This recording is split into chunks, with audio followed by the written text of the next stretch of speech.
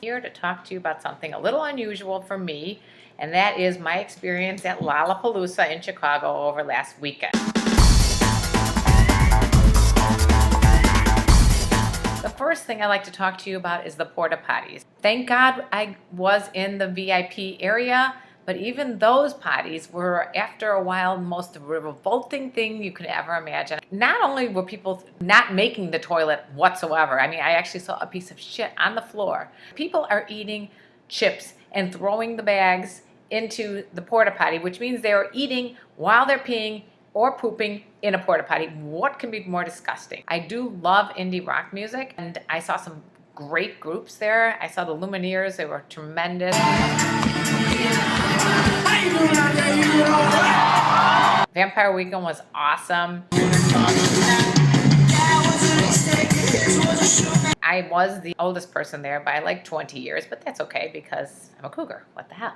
Very disappointed with my experience with Mumford & Sons being probably 2 football fields away from where they were performing. I couldn't get any closer, and it was very frustrating for me. I did enjoy some new bands that I had never heard of, such as Wild Bells, which is like a reggae group. I loved it. Little Green Cars, they were a lot of fun. I met some random members of bands that I have no idea who they are, but I had to walk up and introduce myself. I met a guy named Cherub. Here's a picture of him. He was very fun and friendly. He was a cool guy. I found out from my 18-year-old son, who has a channel called The Indie Bro. Cherub is one of the most popular artists out there. I did see Grizz. I'm not exactly sure if it's a DJ or what this is, but it was great. I sound like my mother right now. Some of the other highlights were when I got to see The National and Ben Howard from the side of the stage.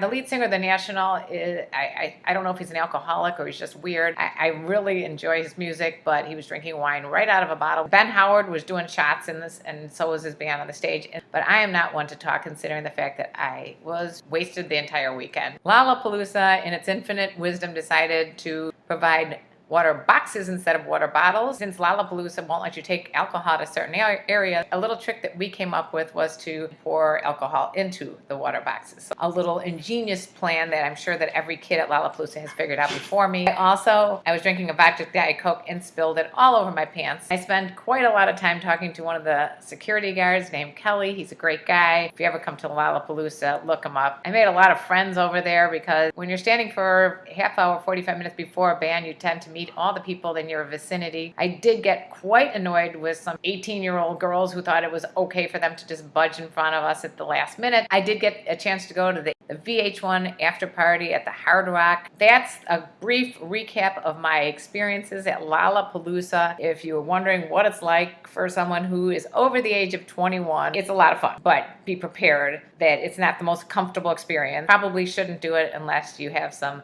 VIP behind the stage passes. I'd love to hear your comments. Subscribe to my channel. Great sharing this with you. Bye-bye.